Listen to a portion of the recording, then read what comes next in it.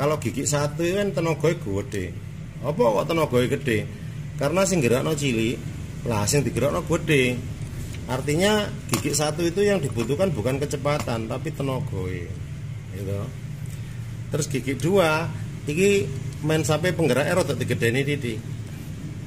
Iki pojok iki.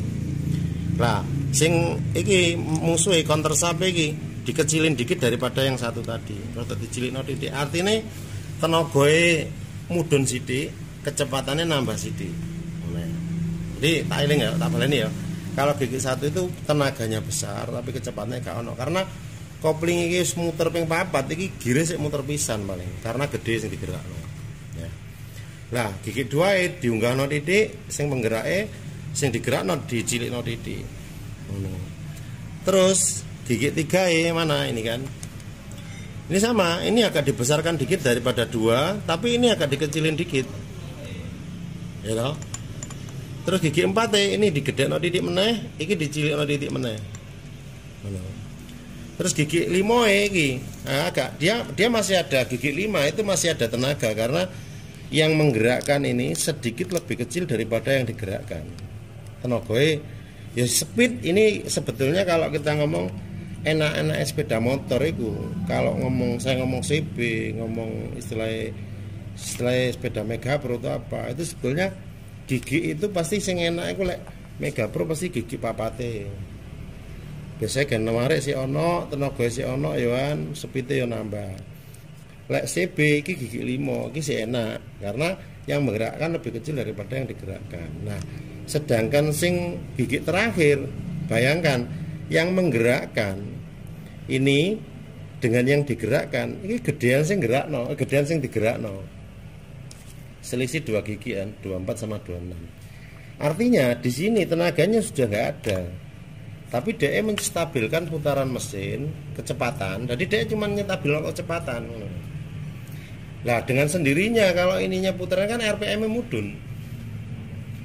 Artinya sepeda motor harian itu pasti mulai bebek, mulai sport GL, Mega Pro dan lain-lain. Itu kalau gigi terakhir biasanya untuk menurunkan, menstabilkan kecepatan, bukan untuk menarik meneh, enggak, karena tenaganya sudah turun.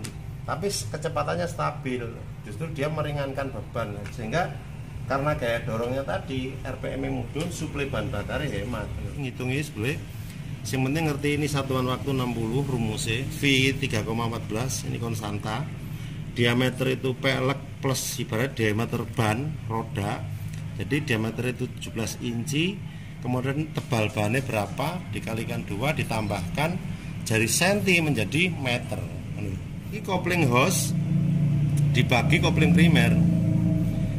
I2 itu transmisi ya, ini counter sub dibagi main sub iki ya. Counter sub dibagi main sub. Yang kita hitung gigi 6. Nah, ngitung gigi 5 ya iki, ngitung gigi 4 iki, ngitung gigi 3 iki. Nah, tergantung kita yang mau ngitung kecepatan gigi berapa. Nah, terus I3 iki gear mburi dibagi gear ngarep. Ya ini kan satuan kilo, dari meter ke kilo kan istilahnya. Kalau kita ngitungkan kilometer per jam, makanya kan kali 1000 i total. Nah, ketemu 125 km per jam. Kalau RPM 10.000. Tapi kan aku ngomong bolak-balik. 10.000 itu kalau kita jalan koyoke abot ngono lho. Karena apa?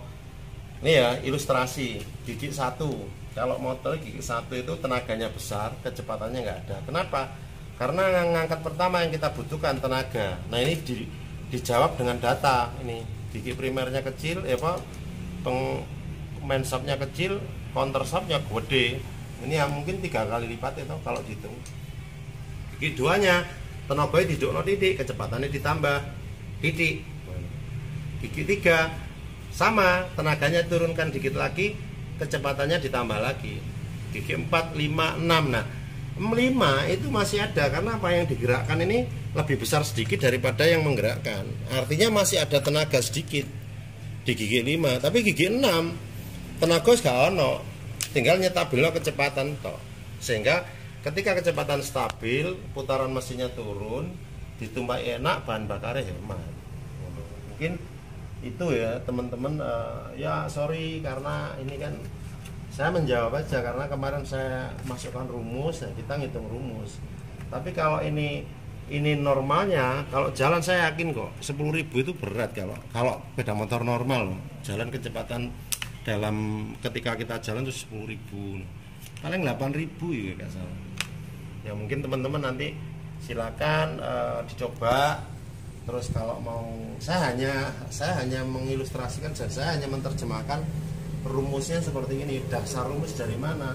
Ya 60 satuan waktu, V itu konstansa atau keliling rodanya, ini putaran dibagi 1000 kali I total. I total kopling, transmisi kali gear tadi, perbandingan giginya dibagi ketemu 125,6.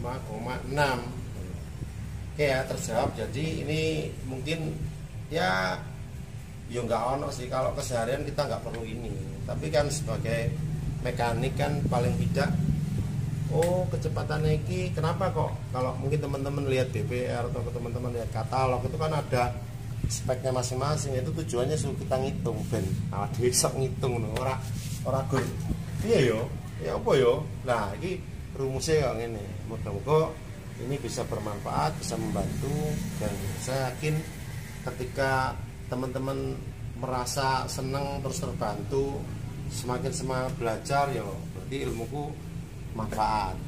Oke, terima kasih. Nah, kita sama-sama belajar, bukan saya ngajari tapi ini sharing. Selamat